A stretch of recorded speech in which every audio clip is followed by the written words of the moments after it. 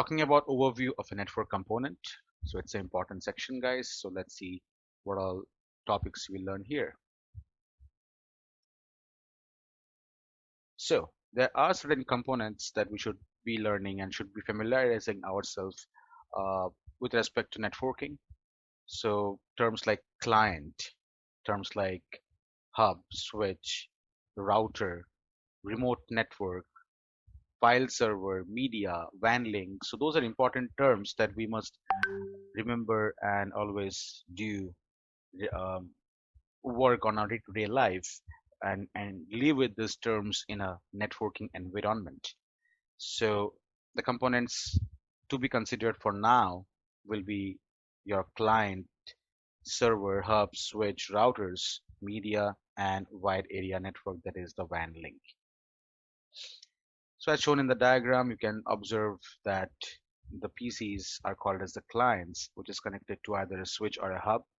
So this becomes the centralized point of your connectivity. The switch or the hub, we'll have a separate discussion on those individual components later. Uh, might be the hub or the switch, they talk to a router, and the router connects to your internet, or might be to any remote branch office network via a WAN link.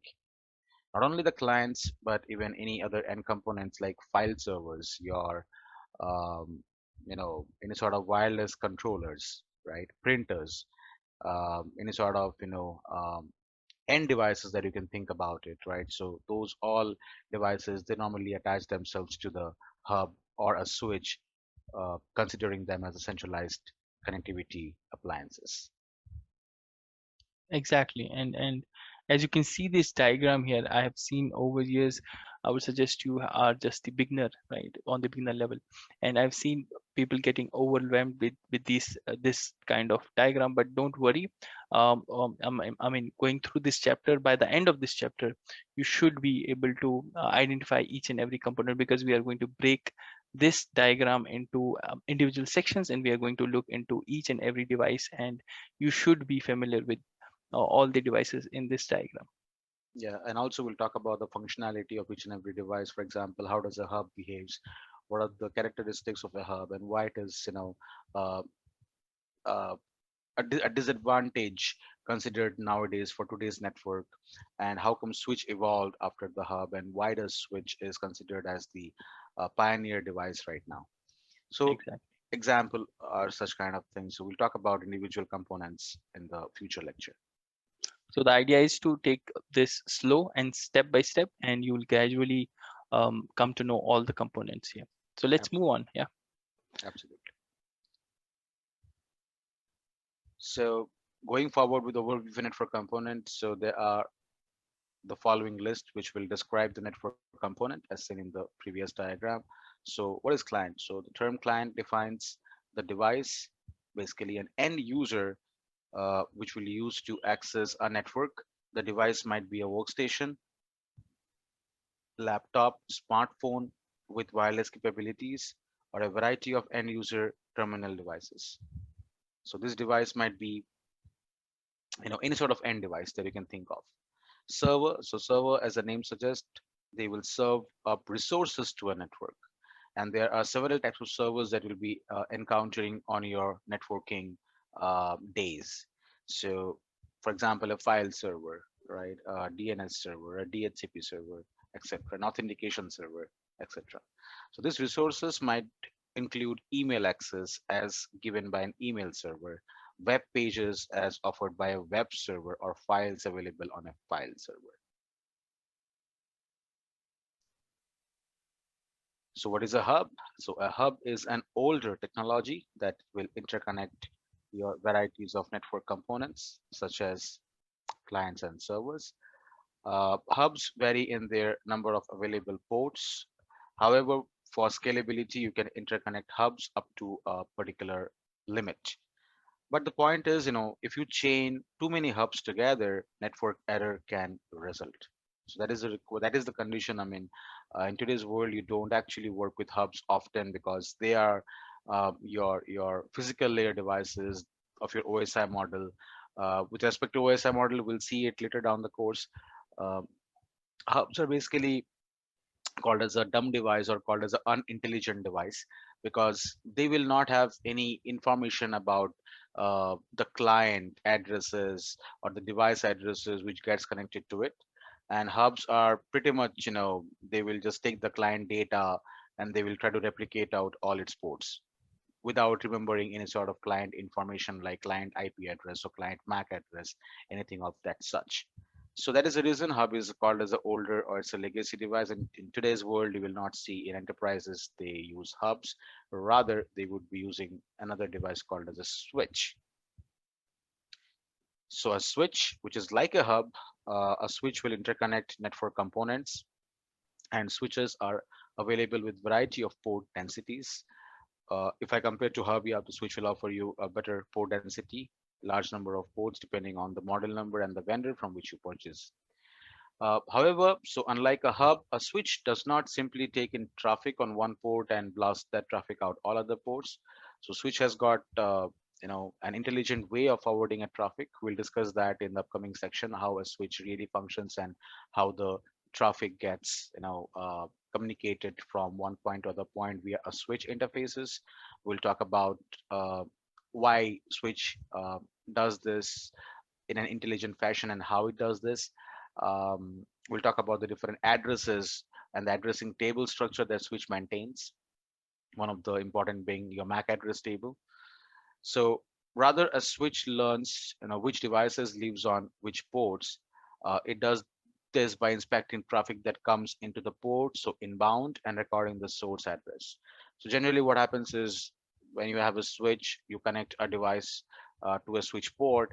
When that device sends some traffic to the switch port, so for the switch port, that traffic is called as the inbound traffic. So any traffic which is inbound onto the switch port from the end user, the switch would record the end user's information, for example, the MAC address in a specific table called as a MAC address table. And following the MAC address table, the switch will do an intelligent decision of how the traffic needs to be forwarded from one interface to other interfaces. Regarding a router, so router, they are considered to be a layer 3 device. So when you think about OSI model, so network layer is what layer 3 is all about. So router is the device which lives in network layer of your OSI model.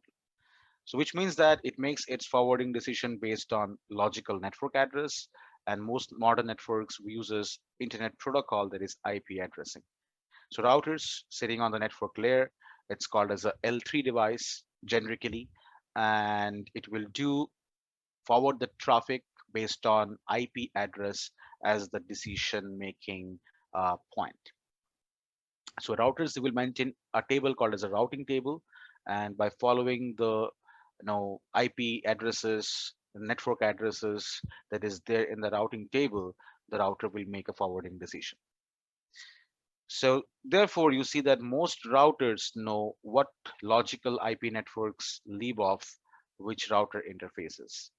Then when traffic comes into a router, the router examines the destination IP address of the traffic, and based on the router's database of networks, that is your routing table, it will intelligently forward the traffic out the appropriate interface.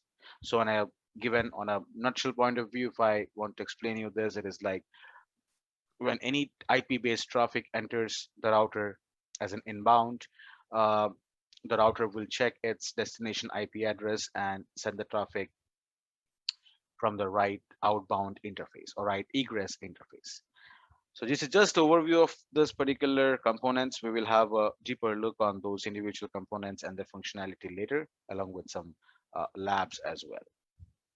Exactly. I mean, just to summarize, the hub would work on layer one, and the switch would work on layer two, and the router on layer three. Now, don't worry if you're not able to understand layer one, layer two, layer three, and we are just I mean talking about these layers. We would have a separate section for the OSI and TCP/IP models, and you would be knowing more in depth on these layers and all. Absolutely. Yeah. Let's move on to the next component. So that is called as a medium. So anything which is road. Think about a road which is transporting, traffic, for example, cars or vehicles. So the road act as a media for the, vehicles. Same thing with networking. The media is the road where our network traffic can move.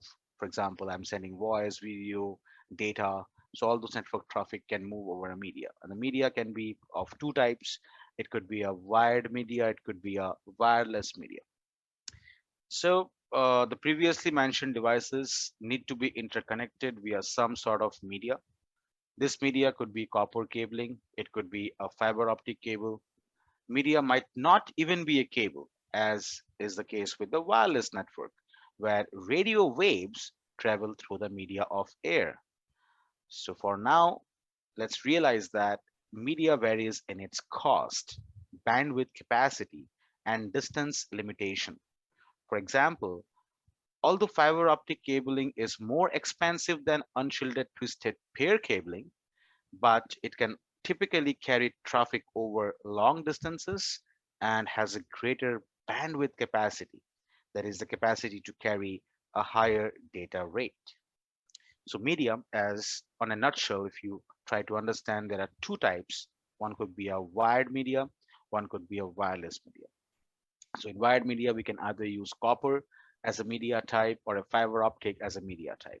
And under fiber optic and under copper as a media type, we have several categories of cablings which we can um, use in our production environment. Also, for with respect to wireless is becoming a media type. As a wireless media type, we often think about the communication happens through radio waves. So radio waves will actually help our traffic to move from point A to point B um, in a wireless spectrum. So we'll talk about wireless, we'll talk about the different types and categories of media that we have in wired as well in future lecture. And regarding the cost, so the depending on the category of cables that we use in the category of wireless uh, segment that we use, your cost would vary. And similarly, the bandwidth rate would also vary. And that is the example where we can think about that a fiber optic cable being too expensive, but it can actually carry a large amount of data. It will give you higher bandwidth and it can cover longer distances as compared to wireless or as compared to copper cablings. Yeah, so I mean, as of now, we know that we have two types of media as of now, cable and the wireless, which is working on the radio frequency.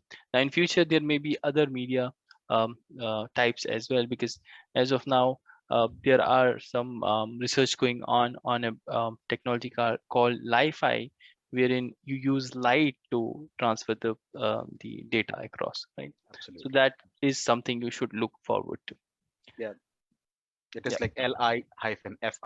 Fi, like the Yeah, Wi-Fi, right, for the that's wireless. Wi-Fi. Yeah. Okay, let's move on to the next one, which is the WAN link. Yep. So about a WAN, so WAN link, as you saw in the diagram. So today it is the most, I mean, you can think the most networks connect to one or more other networks. So for example, if your company has two locations and those two locations are interconnected via a technology that is called as multi-protocol label switching network, it is basically a network that is used by service provider. Don't have to worry too much at this level. So think about we have got two branches and we are connecting them over service provider, and service provider is using this technology called as MPLS to connect both the sites together. The link that interconnects those network is typically referred to as a wide area network called as a WAN link. So WANs and technology supporting WANs are covered in the section of wide area network in the future lecture as well. I just have a question here because I've seen many students being confused with two words, which is the ISP and the SP. Can you please elaborate, Biswajit, here? ISP stands for Internet Service Provider and SP stands for Service Provider. So service provider, as simple, I mean, it will offer uh, connectivity to connect. I mean, to offer the services as a connectivity technology, right? So it will allow different branch offices to connect with each other. But ISP actually is one step ahead. So it does the job of SP as well, but it also does the job of the users to reach to internet through them. So can I say that the SP would be more utilized by the corporate sector and ISP by the individual users like us, right? Yeah. So Okay. nowadays, I mean, SPs are trying to become ISPs, so Okay. it's the other way around.